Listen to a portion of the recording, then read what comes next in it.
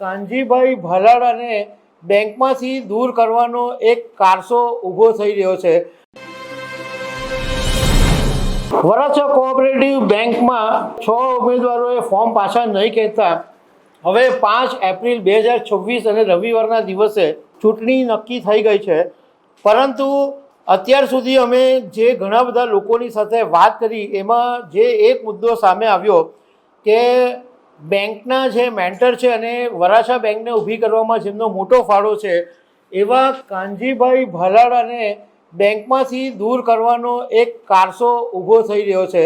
અને કાનજી ભાલાળાનો વિરોધ કેમ થઈ રહ્યો છે એ મુદ્દા પર હું તમારી સાથે વાત કરવાનો છું। મારું નામ રાજેશ શાહ છે અને તમે જોઈ રહ્યા છો ગુજરાતના સૌથી મોટા ડિજિટલ ન્યૂઝ પ્લેટફોર્મ ખબર છે.com।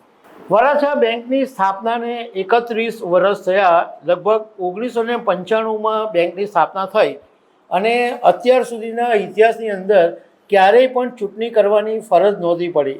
માત્ર સિલેક્શનથી પસંદગી થઈ જતા હતા, પરંતુ આ વખતે ચૂંટણી કરવાની નોબત ઊભી થઈ કારણ કે 6 લોકોએ ફોર્મ નહીં ખેંચ્યા। અને આ જે 6 લોકો છે એમાં એક જુલિયન વાઘાણી છે, એક તુષાર દોમડિયા છે, સંજય ઉમરેટિયા છે, ઘનશ્યામ કડતિયા છે, હિતેશ જાસોલિયા છે અને પ્રતાપ જીરા છે। આ લોકોએ ફોર્મ ખેંચ્યા નહીં એટલે હવે ચૂંટણી કરવી ફરજિયાત બની છે અને જિલ્લા કલેક્ટર મુખ્ય ચૂંટણી અધિકારી છે। હવે જે પ્રમાણે જાણવા મળ્યું છે એમાં કાનજીભાઈ ભાલાળા કે જે સમાજ સેવક તરીકે જાણીતા છે અને વરાછા બેંકને ઉપર લાવવામાં એમનો મોટો ફાળો છે, એમનો જબરદસ્ત વિરોધ થઈ રહ્યો છે।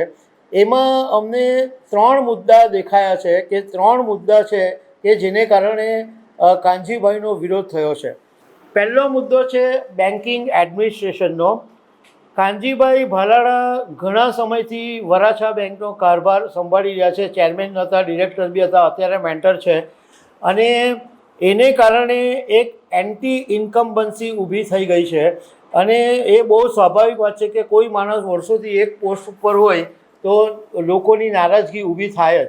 અને બીજું કે એને કારણે કેટલાક સ્ટાફની અંદર પણ નારાજગી ઊભી થઈ। વરાછા બેંક આજે એ સ્ટેજ ઉપર પહોંચી ગઈ છે કે ઘણા બધાને પછી એમાં સત્તા મેળવવી દેખાય છે, લાડ પાડવી પડે એવી હાલત છે। એટલે બધાને અત્યારે લાડ પાડી રહ્યા છે।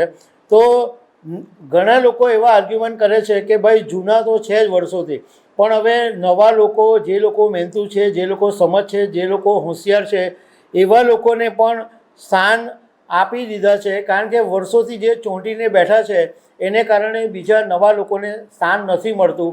એટલે એ એક કારણ છે કે કાનજીભાઈનો એટલા માટે વિરોધ થઈ રહ્યો છે। બીજું સોશિયલ કારણ છે કે કાનજીભાઈ ભાલાળા આમ વરાછામાં બહુ જ જાણીતું નામ છે। સમાજની પ્રવૃત્તિ હોય, મોટિવેશનલ લેક્ચર આપતા હોય અને એમના મોટિવેશનલ લેક્ચરોની સમાજના પરિવારો પર સારી અસર બી પડતી હતી। પણ એ પછી વરાછા બેંકમાં એમણે જે એમનું યોગદાન આપ્યું એમને કારણે એમનું નામ વધારે સમાજમાં સારું ઊભું થઈ ગયું અને કાનજીભાઈની પ્રતિષ્ઠામાં વધારો થયો। એક સમાજની અંદર કાનજીભાઈનું વર્ચસ્વ ઊભું થયું અને સમાજના કોઈ ઇવેન્ટ હોય, પ્રસંગ હોય તો એમાં સ્ટેજ ઉપર કાનજીભાઈ જ મોટે ભાગે તમને બોલતા દેખાય એવું હતું। એટલે હવે ઘણા બધા લોકો એવું ઈચ્છે છે કે એમણે સારું એવું કમાઈ લીધું છે તો એમને પણ બેંકમાં એન્ટ્રી મળે તો એમની પણ પ્રતિષ્ઠા ઊભી થાય, તો એના માટે પણ કોઈક જગ્યા ખાલી કરવી પડે, એ પણ એક કારણ છે। ત્રીજું કારણ છે પોલિટિકલ। અમે કેટલાક લોકોની સાથે વાત કરી છે, એમાંથી એક વાત એવી જાણવા મળી છે, કન્ફર્મેશન નથી, આ બજારના સૂત્રો પાસેથી જે વાત છે એમાં એક કારણ એ છે કે જ્યારે પાટીદાર અનામત આંદોલન ચાલતું હતું ત્યારે આ પાસના જે સભ્ય હતા, જે યુવાન નેતાઓ હતા, એને પડદા પાછળથી માર્ગદર્શન આપવાનું કામ કાનજીભાઈ ભાલાળા કરતા હતા।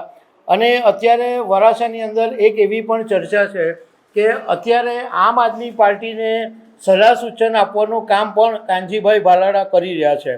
તો આને કારણે ભાજપવાળાને પેટમાં દુખે છે અને કાનજીભાઈને હટાવવા માટેના અત્યારે બધા જ પેંતરા ચાલી રહ્યા છે। હવે નવી જે બોડી બનશે એમાં કાનજીભાઈનું કદાચ પત્તું કપાઈ જશે એવું કેટલાક લોકો માની રહ્યા છે.